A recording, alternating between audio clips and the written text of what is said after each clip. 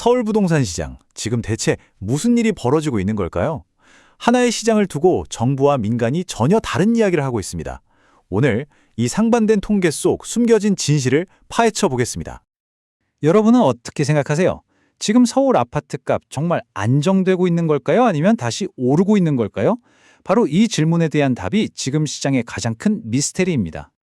네, 믿기 어렵지만요. 2주 연속으로 정부와 민간기관의 통계가 정반대 신호를 보내고 있어요.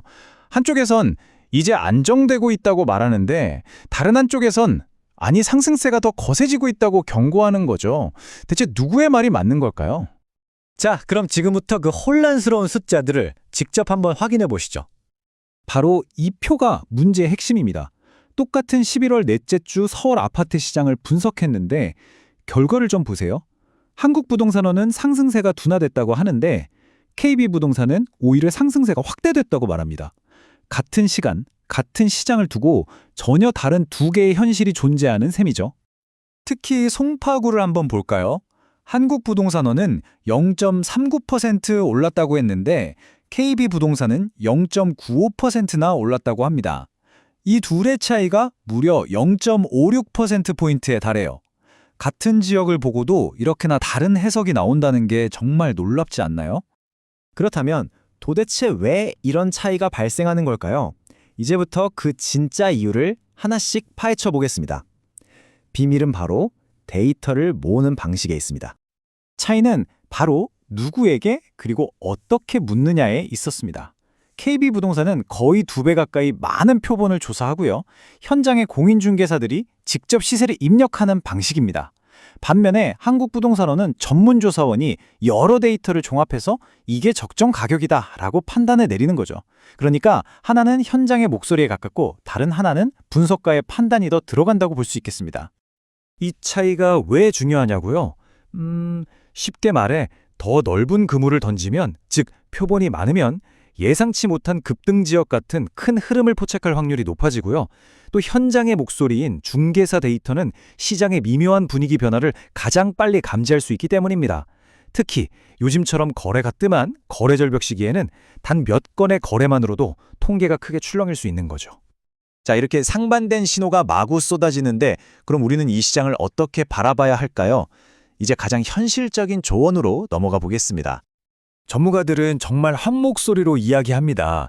매주 발표되는 이 숫자 하나하나에 너무 흔들리지 말고 몇 달 걸친 큰 흐름, 즉 장기적인 추세를 보라고 말이죠. 그렇죠. 주간 통계는 말 그대로 샘플 조사잖아요. 이건 마치 숲 전체가 아니라 나무 몇 그루만 보고 판단하는 것과 같습니다. 바람이 어느 쪽으로 부는지 단기적인 신호는 줄 수 있지만 이 숲이 정말로 자라고 있는지 아닌지는 더 멀리서 더 긴 시간을 두고 봐야 알 수 있는 거죠. 진짜 방향성은 월간이나 분기 데이터라는 더 큰 지도에서 찾아야 합니다. 그럼 이 모든 데이터를 종합했을 때 전문가들이 진단하는 현재 부동산 시장의 모습과 앞으로의 전망은 어떨까요? 다행히도 전문가들의 큰 그림은 거의 일치합니다. 강력한 대출 규제였던 10.15 대책의 충격에서 시장이 서서히 벗어나서 이제는 폭락이나 재급 등보다는 일종의 숨고르기 국면에 들어섰다는 분석이 지배적이에요. 김인만 부동산 경제연구소장의 진단처럼 시장이 공포감에서 벗어나 내성이 생기는 단계에 들어섰다는 겁니다. 아주 큰 변수만 없다면 연말까지는 지금과 같은 안정적인 흐름이 이어질 거라는 예측이 많습니다. 물론 정부도 이런 통계의 한계를 모르는 건 아닙니다. 그래서 최근 관련 연구를 마치고 통계 정확성을 높이기 위한 개선 방안을 논의하기 시작했는데요. 그 해결책의 핵심으로 인공지능, 바로 AI 기술이 떠오르고 있습니다. 벌써 일부 민간 기업들은 AI를 이용해서 사실상 전수조사에 가까운 분석을 하고 있습니다.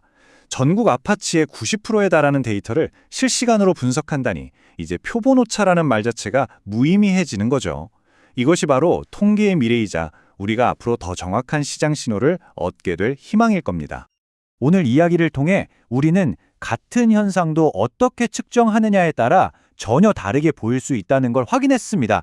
이건 비단 부동산 시장만의 이야기는 아닐 겁니다. 그렇다면 마지막으로 이 질문을 던져봅니다. 우리가 매일 접하는 그 수많은 통계들, 과연 얼마나 또 어떻게 믿어야 할까요?